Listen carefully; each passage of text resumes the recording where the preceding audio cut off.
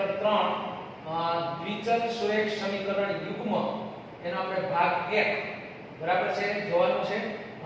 Chapter દ્વિચલ જે તમે ધોરણ 9 માં શીખી ગયા. દ્વિચલ એટલે જેમાં બે ચલ આવે. બે ચલ એટલે કોણ? તો કે એક x અને એક y. આ દ્વિચલ સુરેખ સમીકરણ કોને કહેવાય? પહેલા તો એની વ્યાખ્યા સમજીએ. તો કે જે સમીકરણમાં બે ચલ હોય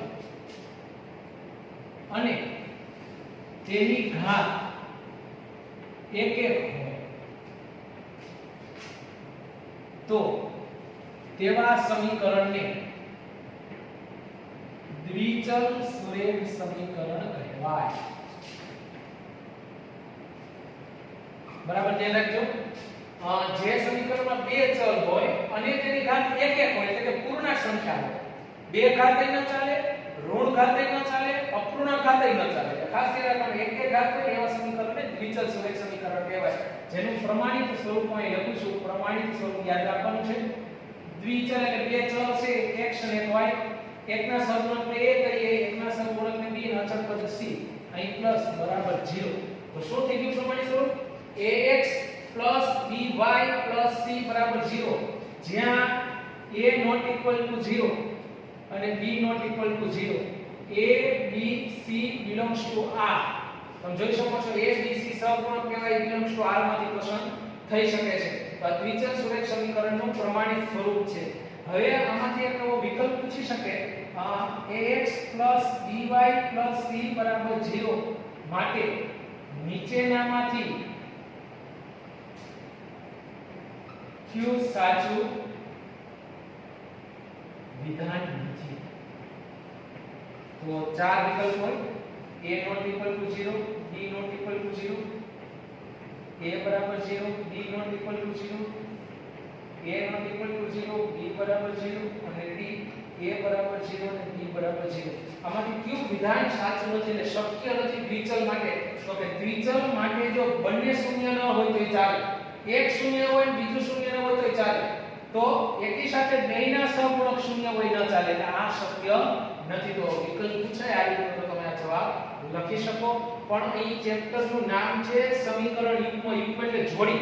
બરાબર છે? તો બે સમીકરણની જોડી છે. તો શું થાય? બે સમીકરણ ax by c બરાબર 0. એવું જ બીજું સમીકરણ ax by c બરાબર 0. અને સમીકરણ 1 કઈ અને 2 કઈ. હવે બંને અલગ પાડવા માટે શું કરીશું? તો પહેલા સમીકરણના સહગુણકને આપણે 1 નામ આપીશું અને બીજા સમીકરણના 2 નામ આપીશું સહગુણકને. તો શું થશે પ્રમાણિત સ્વરૂપ? a1x b1y c1 બરાબર 0 અને બીજું સમીકરણ થશે a2x b2y c2 બરાબર 0. જ્યાં તમને a1 b1 અને c1 એ રીતે બીજા સમીકરણો a2 b2 અને c2 બરાબર જે સહગુણક છે. જે શું થશે? જે સહગુણક છે, જેને સમીકરણ યુગ્મ તરીકે ઓળખવામાં આવે છે. તો આ ટૂંકા પ્રશ્ન અને વ્યાખ્યા ખાસ ધ્યાન રાખીશું. એક ઉદાહરણ આપું તમને. 3x 5y 4 બરાબર 0 દ્વિચલ સુરેખ સમીકરણ છે કે નહીં? તો કે જોઈ શકો છો બે ચલ છે, બરાબર? બંનેની ઘાત 1 1 છે. તો આ દ્વિચલ સુરેખ સમીકરણ છે. એ જ રીતે બીજું ઉદાહરણ 3x 7 બરાબર 0. આ દ્વિચલ સુરેખ સમીકરણ છે કે નહીં? તમે જોઈ શકો છો એક જ ચલ છે, બીજો ચલ નથી એટલે બીજા ચલનો સહગુણક શૂન્ય હોઈ શકે એટલે બીજો ચલ નથી તો પણ આ દ્વિચલ સુરેખ સમીકરણ કહેવાશે. જેને પ્રમાણિત સ્વરૂપમાં લખવું તો આ રીતે લખી શકાય. 3x y વાળું પદ નથી એટલે y વાળું પદ મૂકીને એનો સહગુણક 0 7 બરાબર 0. આ એનું પ્રમાણિત સ્વરૂપ છે. એ જ રીતે 5x2 3y 8 બરાબર 0. આ દ્વિચલ સુરેખ સમીકરણ છે. તો તમે જોઈ શકો બે ચલ છે પરંતુ એકની ઘાત છે 2 ઘાત. 2 ઘાત હોય એટલે આ દ્વિચલ કહેવાય નહીં. તો આ દ્વિચલ સુરેખ સમીકરણ નથી. એ જ રીતે હજી એક આપણે જોઈએ 5x 7 વર્ગમૂળમાં y 8 બરાબર 0. દ્વિચલ સુરેખ સમીકરણ છે. તો તમે કહી શકો અહીં x ને y બે ચલ છે. x ની ઘાત 1 છે પણ y ની ઘાત વર્ગમૂળ y એટલે શું થયું? તો કે y ની 1 ના છેદમાં 2 ઘાત. તો આને દ્વિચલ કહેવાય? તો કે ન કહેવાય. અપૂર્ણાંક ઘાતાંકી દ્વિચલ સુરેખ સમીકરણ નથી. તો આ રીતે દ્વિચલ સુરેખ સમીકરણ છે કે નહીં એ આપણને નક્કી કરતા ધોરણ 9 માં શીખી ગયા છે, જે આપણને આવડતું હોવું જોઈએ. હવે એના પછીના ઉકેલ માટેની રીતો જોઈશું. હવે દ્વિચલ સુરેખ સમીકરણનો ઉકેલ, દ્વિચલ સુરેખ સમીકરણના ઉકેલ માટેની 4 રીતો છે. ઉકેલ માટેની રીતો, પહેલી રીત છે આલેખની રીત, જે તમે ધોરણ 9 માં શીખી ગયા છો. એક જ આલેખની અંદર બે દ્વિચલ સુરેખ સમીકરણ આપ્યા હોય અને એનો આલેખ કઈ રીતે દોરવો, એક આલેખની રીત. બીજી આવશે આદેશની રીત, ત્રીજો આવશે લોભની રીત અને ચોથો આવશે ચોકડી ગુણાકારની રીત, જેને આપણે ક્રેમરની રીત તરીકે ઓળખીશું. જો તમને કુટ પ્રશ્ન આપેલા હોય તો એ કુટ પ્રશ્ન પરથી રકમ બનાવી અને કોઈ પણ રીતે તમે ઉકેલી શકો. બરાબર છે? કોઈ પણ રીતે ઉકેલો, જવાબ એક જ આવશે. જો તમને કહે કે આદેશની રીતે ઉકેલો તો હંમેશા આદેશની રીતે જ ઉકેલવાનું, કેમ કે લોભની રીતે ઉકેલો તો લોભની રીતે જ ઉકેલવાનું. જો ચોખવટ ન કરેલી હોય તો ચારમાંથી કોઈ પણ રીતે તમે ઉકેલો, જવાબ એક જ આવશે. હવે એમાંથી અત્યારે આપણે આલેખની રીત વિશે અભ્યાસ કરીએ તો આલેખની રીતમાં શું હોય છે, આલેખ કઈ રીતે દોરી શકાય. આલેખની રીત આ ટૂંકા પ્રશ્ન માટે ખૂબ જ ઉપયોગી છે. જો દ્વિચલ સુરેખ સમીકરણનો આલેખ તમે દોરો, જો તેને અનન્ય ઉકેલ મળે, અનન્ય ઉકેલનો અર્થ થાય એક જ ઉકેલ. જો એક જ ઉકેલ હોય તો તેનો આલેખ એકબીજાને છેદશે, એકબીજાને એક બિંદુએ છેદશે, એટલે એનો આલેખ આવો થશે. આ રીતે દોરી શકાશે. એનો આલેખ દોરશો તો આવો થશે. એકબીજાને એક બિંદુએ છેદશે અને જો એકબીજાને એક બિંદુએ છેદતા હોય ને તો એવા સમીકરણને સુસંગત સમીકરણ તરીકે ઓળખાય. સુસંગત સમીકરણ છે તમે એમ કહી શકો જો અનન્ય ઉકેલ મળતો હોય તો. એ જ રીતનું જો તેને ઉકેલ મળે નહીં, તેને ઉકેલ મળે નહીં એટલે કે હાઈ ઉકેલ મળે તો તેનો આલેખ એકબીજાને સમાંતર રેખા મળે, એટલે કે આવો આલેખ થશે. એકબીજાને સમાંતર રેખા મળશે, જે સુસંગત સમીકરણ નથી. યાદ રાખજો, જેને ઉકેલ મળે નહીં એ સુસંગત સમીકરણ નથી એમ કહી શકીએ.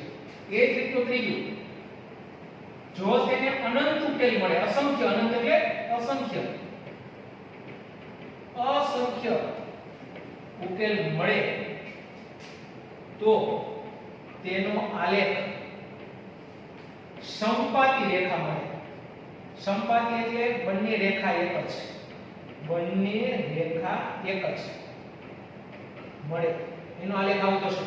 આ એક રેખા એની ઉપર આવી બીજી રેખાનો સમાવેશ થાય જેને સંપાતી રેખા કહેવાય. અને સંપાતી રેખા એ સુસંગત સમીકરણ છે. અને આવા સમીકરણને અવલંબી સમીકરણ તરીકે પણ ઓળખવામાં આવે છે. અવલંબી સમીકરણ કહે છે. તો તમને એક માર્કમાં સાચા ખોટા પૂછાય અવલંબી સમીકરણ એ સુસંગત સમીકરણ છે, હા કે ના, તો તમે કહી શકો અવલંબી સમીકરણ છે સુસંગત સમીકરણ છે. તો આ રીતે બરાબર આલેખ દોરો અને એના ઉકેલ આલેખની રીતે ચકાસવાનું કીએ તો આ ટૂંકા પ્રશ્ન યાદ રાખવાના છે પહેલેથી. જો તેને અનન્ય, અનન્ય નો અર્થ થાય એક ઉકેલ મળશે ને તો તેનો આલેખ એકબીજાને કોઈ પણ એક બિંદુએ છેદતો હશે. એ જ રીતે જો ઉકેલ મળશે જ નહીં, એટલે કે ઉકેલ પણ ફાઈ હશે તો તેનો આલેખ એકબીજાને સમાંતર, એટલે કે આ સમાંતર, આ રીતે સમાંતર બને, જે સુસંગત સમીકરણ નથી એમ કહી શકો. એ જ રીતે જો તેનો અનંત, અનંત એટલે અસંખ્ય ઉકેલ મળે તો તેનો આલેખ છે ને એ બરાબર એકબીજાને છેદતી રેખા, એટલે કે સંપાતી રેખા, બંને રેખા એક જ ઉપર હોય તો આવો આલેખ મળશે. જે પણ સુસંગત સમીકરણ છે જેનું સેકન્ડ નામ બરાબર છે અવલંબી સમીકરણ થશે. તો બરાબર સંપાતી રેખા એ અવલંબી સમીકરણ છે. સાચું ખોટું તો તમે કહી શકો સાચું. તો આ એના ઉકેલ માટેની રીત, આલેખની રીતથી આપણે જોયું. હવે નેક્સ્ટ જો હવે અનન્ય ઉકેલ હોય આપણે આગળ દ્વિચલ સુરેખ સમીકરણ યુગ્મ પહેલા આપણે જોઈએ જો આ દ્વિચલ સુરેખ સમીકરણ યુગ્મ બરાબર ધ્યાન રાખજો a1x b1y c1 0 પહેલા સમીકરણમાં બધામાં સહગુણક 1 લેવાના છે બીજા સમીકરણમાં બધામાં સહગુણક 2 લેવાના છે આ રીતે હવે આમાં સહગુણક શું થશે તો કે આમાં પહેલા પદના સહગુણક થશે સહગુણક શું થાય તો કે સહગુણક થશે a1 b1 અને c1 બીજાના સહગુણક શું થશે a2 b2 અને c2 હવે આમાંથી જો અનન્ય ઉકેલ હોય તો હજી એક શરત છે અનન્ય ઉકેલ માટે કઈ શરત થશે બરાબર ધ્યાન રાખજો જો અનન્ય ઉકેલ હોય તો આ શરત યાદ રાખવાની છે જે ટૂંકા પ્રશ્ન પૂછાય a1 ના છેદમાં a2 એ જ રીતે b1 ના છેદમાં b2 એ જ રીતે c1 ના છેદમાં c2 જો અહીંયા પહેલું નોટ ઇક્વલ હોય એટલે બીજું નોટ ઇક્વલ જ હોય એટલે સમાન ન હોય જો આ રીતનું પદ થાય આ શરત થાય તો અનન્ય ઉકેલ કહેવાય આ ખાસ ધ્યાન રાખવાનું છે એટલે તમે જોઈ શકો આવું ક્યારે બને કે a1 ના છેદમાં a2 નોટ ઇક્વલ b1 ના છેદમાં b2 નોટ ઇક્વલ c1 ના છેદમાં c2 ક્યારે આવું બનશે તો કે x y અને અચળ પદ ના સહગુણક અલગ અલગ હોય ત્યારે x y અને અચળ પદના સહગુણક ઉપરથી તમે કહી શકો કે આને કેવો ઉકેલ મળશે જો બધું અલગ અલગ હોય બરાબર છે તો સમજી જવાનું કે અનન્ય ઉકેલ મળશે એ જ રીતે ઉકેલ મળે નહીં એટલે કે ઉકેલ થાય એની શરત શું થાય તો એની શરત આવી જ છે a1 ના છેદમાં a2 આ રીતે તમે ચેક કરવાનું b1 ના છેદમાં b2 c1 ના છેદમાં c2 ની કિંમત લેવાની ભાગાકાર કરવાનો જો આ બંનેની કિંમત સરખી થાય અને b1 ના છેદમાં b2 અને c1 ના છેદમાં c2 ની કિંમત નોટ ઇક્વલ થાય પહેલા બેની કિંમત સરખી થાય તો સમજી લેવાનું ઉકેલ મળે નહીં એટલે કે ઉકેલ થાય છે ખાલી કરો રકમ ઉપરથી કેમ ચેક થાય માત્ર x અને y ના સહગુણક સમાન હોય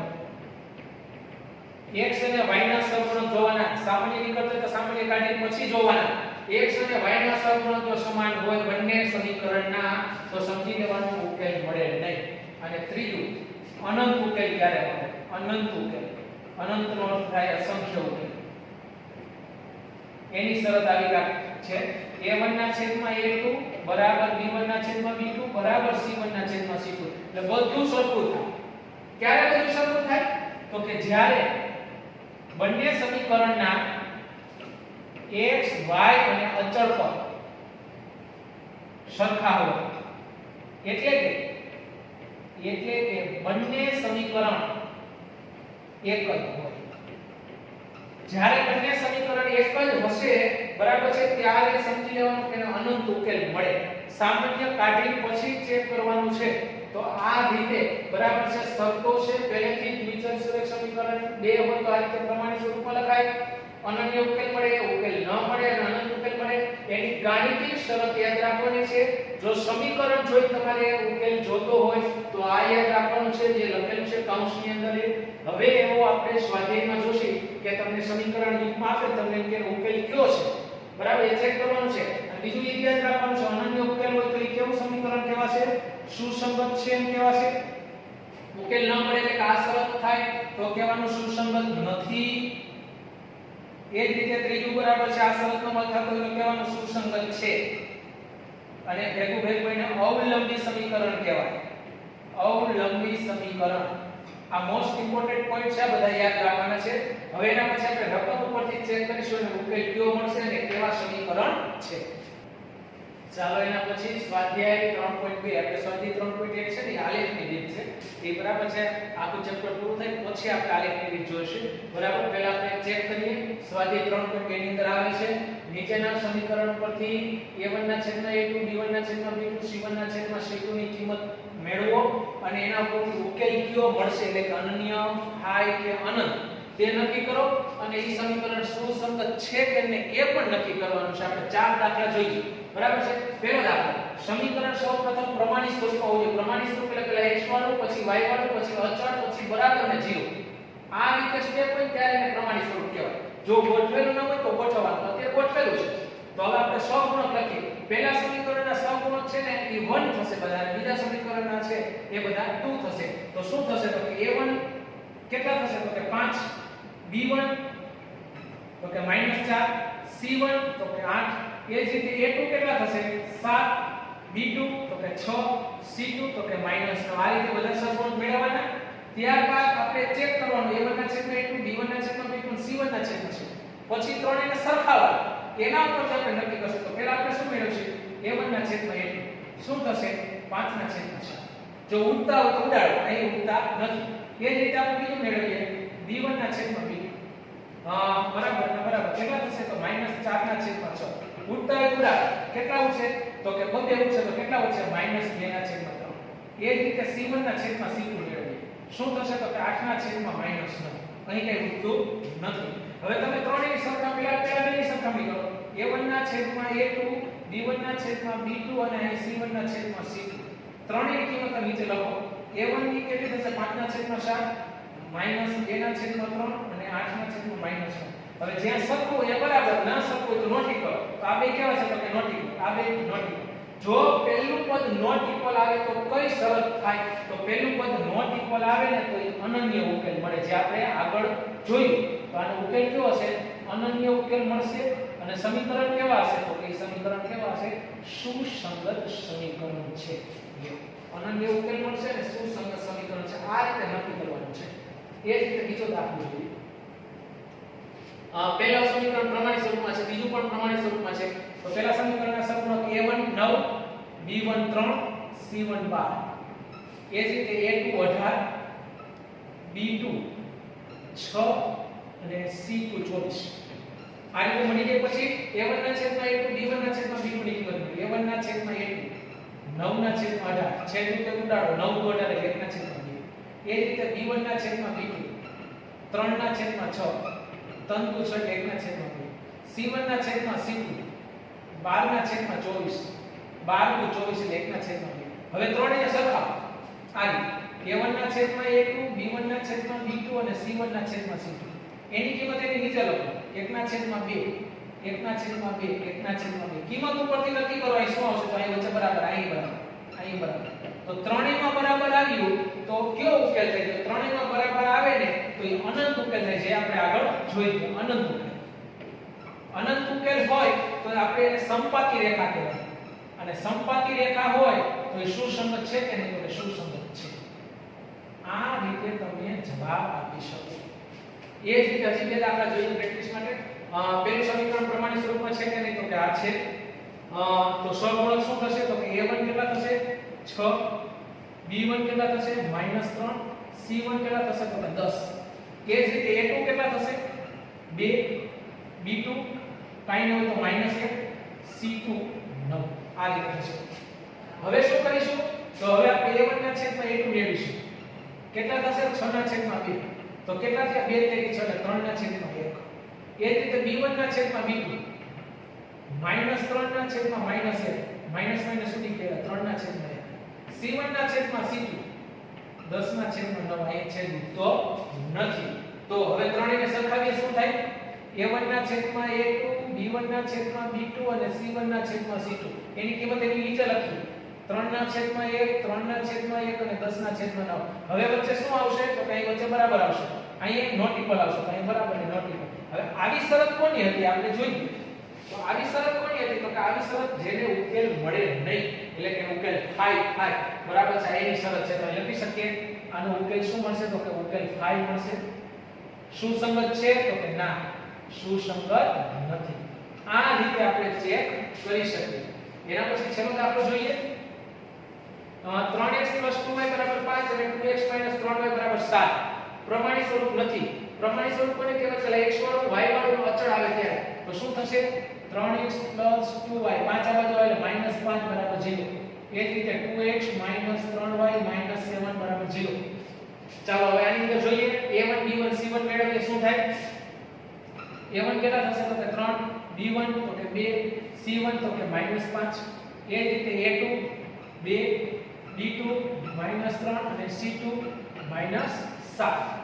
હવે આપણે ચેક કરીએ a1 ના છેદમાં a2 પહેલા મેળવીએ શું થશે તો કે 3 ના છેદમાં 2 છેદ નથી ઉડતું b1 ના છેદમાં b2 મેળવીએ 2 ના છેદમાં -3 નથી ઉડતું c1 ના છેદમાં c2 મેળવીએ -5 ના છેદમાં -7 માઈનસ માઈનસ ગયા એટલે 5 ના છેદમાં 7 ત્રણેયને સરખાવો a1 ના છેદમાં a2 b1 ના છેદમાં b2 અને c1 ના છેદમાં c2 ત્રણેયની કિંમત મૂકો 3 ના છેદમાં 2 2 ના છેદમાં -3 અને 5 ના છેદમાં 7 આ માઈનસ ને અંશ ને છેદ ગમે માં લખી શકો તો અહીં શું આવ્યું નોટ ઇક્વલ આ નોટ ઇક્વલ બધું નોટ ઇક્વલ આવે તો કઈ શરત થાય તો કયો ઉકેલ મળે તો એનો અનન્ય ઉકેલ મળે અનન્ય ઉકેલ મળે તો સુસંગત છે તો કે હા સુસંગત સમીકરણ છે તો આ રીતના સમીકરણ સુસંગત છે કે નહીં એ ચેક કરવા માટે સૌપ્રથમ સમીકરણને પ્રમાણિત સ્વરૂપમાં ગોઠવવા ત્યારબાદ a1 b1 c1 a2 b2 c2 મેળવવા પછી આ રીતે ત્રણેય સરખાવવા ત્રણેયની કિંમત મેળવીને સરખાવવા વચ્ચે કઈ નિશાની આવે એના ઉપર તેનો ઉકેલ અને સમીકરણ સુસંગત છે તેની નક્કી થશે આવું તમારે સ્વાધ્યાય 3.2 ની અંદર બીજો અને ત્રીજો દાખલો હોમવર્કમાં કરવાના